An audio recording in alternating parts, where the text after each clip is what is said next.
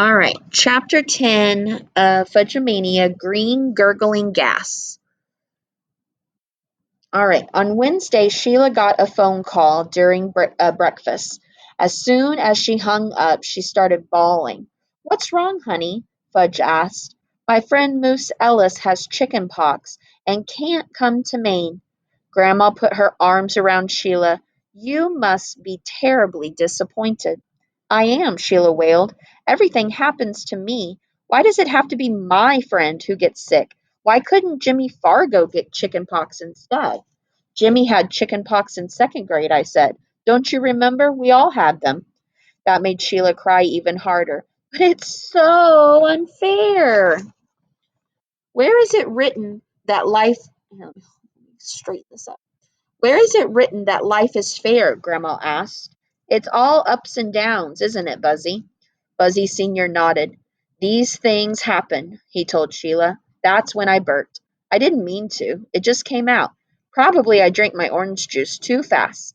But Sheila glared at me. "I heard that, Peter." "Heard what?" I asked. "That stupid laugh," Sheila said. "That was no laugh. That was a burp." Sheila turned to Buzzy Sr. "Grandpa, make him stop. He's so mean. He's glad Mouse can't come to Maine." Before I had the chance to explain, Tootsie flicked a spoonful of oatmeal across the table. It landed on Sheila's face, halfway between her mouth and her eyes. "You see," Sheila cried, "you see how everything happens to me?"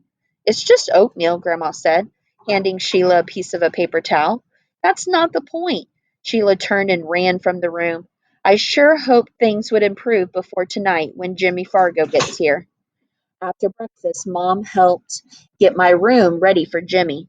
She moved Fudge's things down the hall into the room Grandma is sharing with Tootsie. She set a rollaway bed for Fudge right next to Tootsie's crib. "I hate crowding you in like this," Mom said to Grandma. "I don't mind," Grandma said. "Sleeping in the same room as my grandchildren is a privilege. It's a lot more fun than sleeping in a room by myself." "You should get married, Grandma," Fudge said. "Then you wouldn't have to sleep in a room by yourself." He jumped on the rollaway bed. "That bed isn't designed for jumping," Mom told him. "It's going to collapse if you don't stop." Fudge tumbled off the bed like some Olympic gymnast and landed on his feet. "If I tried that, I'd probably break a leg." "Do you still snore, Grandma?" he asked.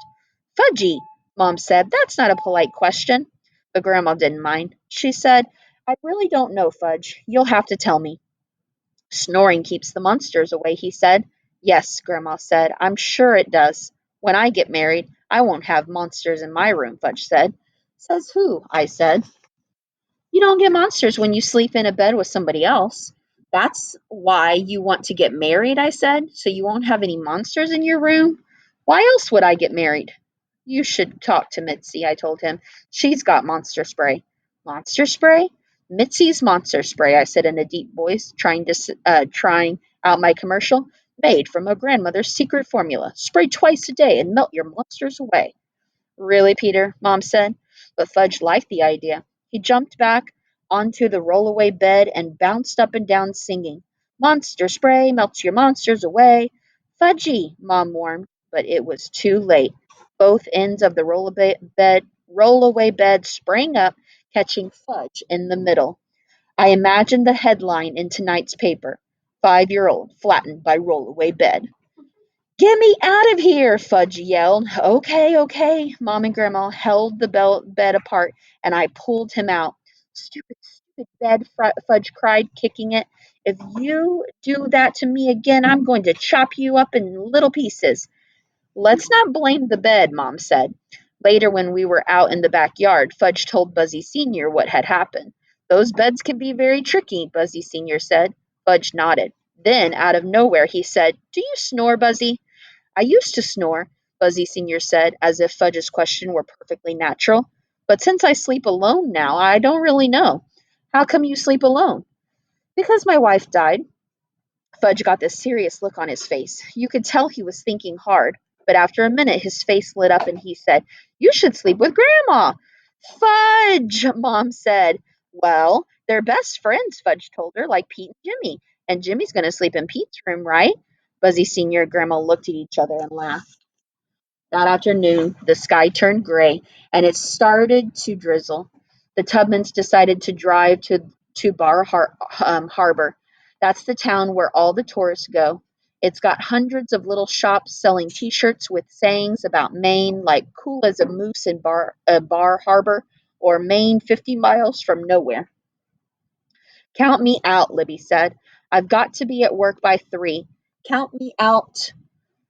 "Too," Sheila said. "The Hatchers depend on me to babysit Fudge." But Mom convinced Sheila she deserved an afternoon off. If you were to ask everyone, if you ask me, everyone was feeling sorry for the Cootie Queen just because Mouse got sick and couldn't come to Maine. Everyone but me, that is. Still, I felt relieved when the Tudmans left. I hope they go out for a pizza and catch a late movie, I thought. I hope they like the action in Bar Harbor so much they decide to stay for a week. They still weren't back when Mr. Fargo called from town asking Mom for directions to the house. That was a good sign, because by then it was after 6. I waited on the porch, and when I saw Mr. Fargo's truck, I ran down to the road. His truck is really old, with rust spots around the fenders. It's painted the color of bile. Now, not that I've ever seen bile, but last year in school we learned about the digestive system, and that's the way I imagine it, a sick, greenish brown color. Turtle barked. "It's Jimmy," I told him, as I waved Mr. Fargo into our driveway. At first, Jimmy couldn't get out of the truck. The door on his side wouldn't budge. He kicked it a couple of times, then banged it with his shoulder. Finally, it creaked open.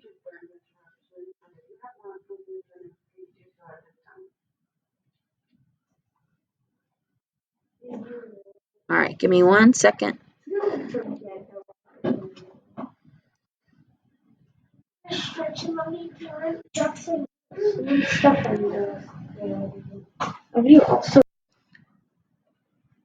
All right, let's get back. Let's see, where were we? All right, I'm going to go back just a little bit.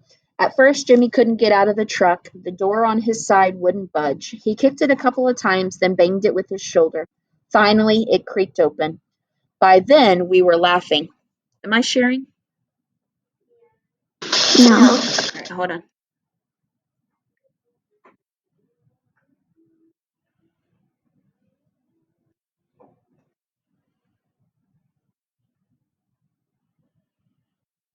There we go. All right, by then we were laughing. Turtle jumped up and tried to lick Jimmy's face. "Good boy. Nice doggy," Jimmy said, patting him. "Turtle knows a friend when he sees one," I said.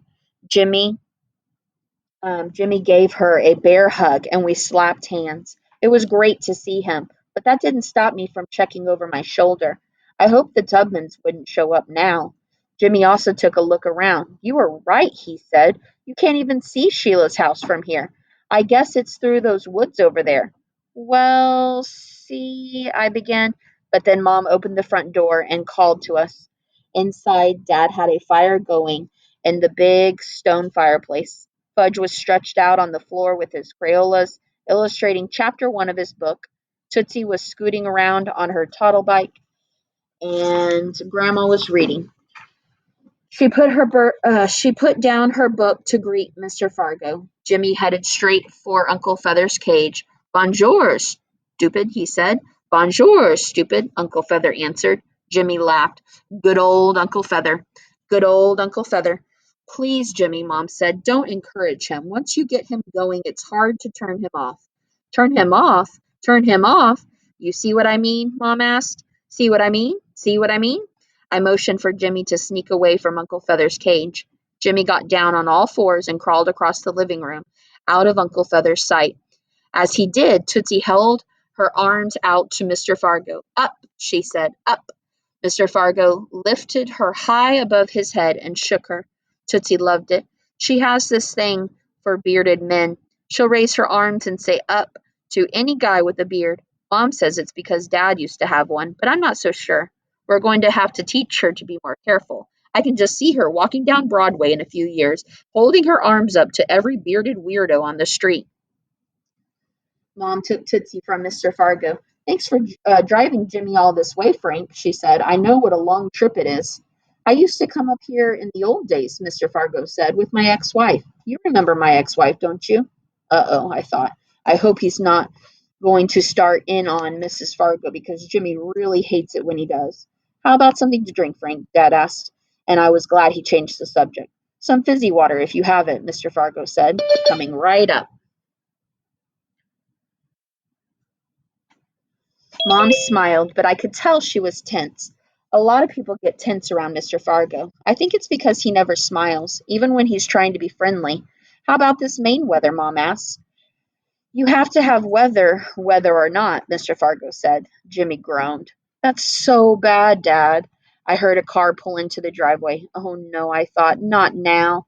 The car door slammed, and a minute later, the Tubmans came bounding up the porch steps and into the house. Sheila headed straight for the fire. It's so cold and damp, she began. She stopped when she saw Jimmy. Oh, it's you. What's she doing here? Jimmy asked. I'll explain later, I whispered. But Sheila explained for me. I happen to live here. This happens to be my house. I thought this was your house, Jimmy said to me. Well, see, I began. We share the living room and the kitchen, Sheila said. We eat breakfast and dinner together every day. Jimmy looked at me. I don't get it. It's like two houses in one, I told him. It's like they're connected. Connected, Jimmy said. Yeah, joined together, I said. I looked over at Sheila. She was enjoying this. Joined together, Jimmy said. Sheila laughed out loud. I glared at her. See, our family lives over there, I explained, pointing to our side of the house, and her family lives over here. And the living room and kitchen are sort of in the middle. Jimmy just stood there with his mouth half open. Sheila picked Jake up and started kissing her. Isn't my dog adorable? She asked Jimmy between smooches. I thought you were afraid of dogs, Jimmy said. She is, I told him. That's not true, Sheila said. I just don't like big, smelly dogs. Turtle, who was asleep in the corner, raised his head. Attack? I told him mentally, but he didn't get my message. He just scratched himself and then went back to sleep. Sheila carried Jake over to Jimmy and put her in his arms. Rub her belly, she loves that. Jimmy held Jake like a baby. She's so soft. This was too much. I was glad when Dad called dinner's almost ready. Pasta with Anne's special sauce. Mr. Fargo suddenly came to life and said, Better get our things inside, Jimmy. When Jimmy and his father went out to the car, Mom said, Did he say our things?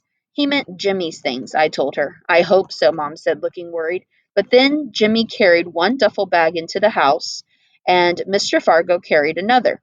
I don't have much, Mr. Fargo said. Just this and my art supplies. You're planning to stay with us? Mom asked. No point in trying to camp out in this weather, Mr. Fargo told her. From the look of Mom's face, I thought she might faint. There was a long, awkward silence. Finally, Dad said, You can have the sofa in here, Frank. It's the only available space left. Unless Grandma sleeps with Buzzy Sr., Fudge said, then I can sleep in Grandma's bed and Mr. Fargo can have the rollaway. Everyone looked at Fudge, including Mr. Fargo. Don't go to any trouble, he said. The sofa looks mighty good to me. Later, when Jimmy and I were in the bathroom getting ready for bed, he said, I'm really embarrassed about my father. Anybody can see you've already got too many people in this house. It's no big deal. I handed him a clean towel. Yeah, right. That's how come your mother almost fainted. Only because we're out of beds, I said. You think my father cares about beds? He likes to sleep on the floor. It's okay, forget it. Jimmy spit out toothpaste. You know he's weird. He doesn't mean to be, but he is. He's not that weird.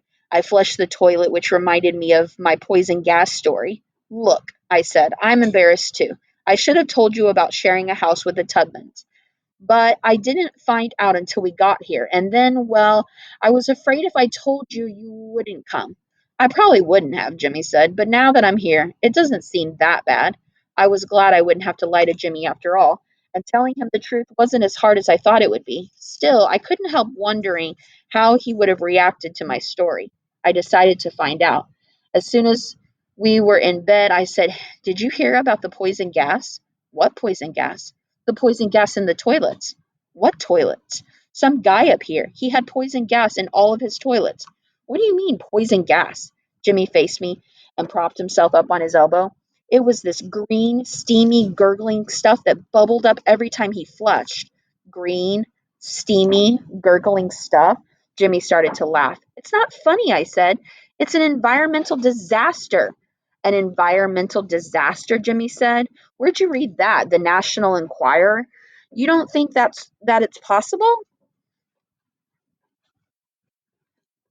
Yeah, I think it's possible if the guy ate something that didn't agree with him. Jimmy broke up laughing. Ha ha, I said as I reached over and turned out the light. Ha ha, a voice repeated, and it wasn't Jimmy. I jumped out of bed and opened the door. Fudge was sitting on the floor right outside my room. What are you doing here? I asked. I don't know. Didn't anybody ever tell you you're not supposed to listen to private conversations? No. I picked him up and turned him upside down. I held him that way until his face turned purple. Put me down, Pete. Not until you promise never to do that again. Okay, I promise. I didn't believe him for a second, but I put him down anyway. Now go to bed. I can't. Why not? I'm afraid of the rollaway. The rollaway can't hurt you. Yes, it can. It can mash me. So I'll sleep in here with you and Jimmy. No, you won't. I carried him down the hall and dropped him on the rollaway bed. Grandma and Tootsie were already asleep. Fudge listened to Grandma, who was snoring softly. No monsters tonight, he whispered, pointing in her direction. Right, I whispered back. Now go to sleep. Tuck me in, he said. I tucked him in. Now kiss me good night. I was about to drop a light one on his forehead when he reached up, grabbed me around the neck, and pulled me down. Then he planted a big, wet smackaroo right in the middle of my face. Sweet dreams, Pete. All right, we'll stop there. All right, let me turn this off. I feel like Buzz Senior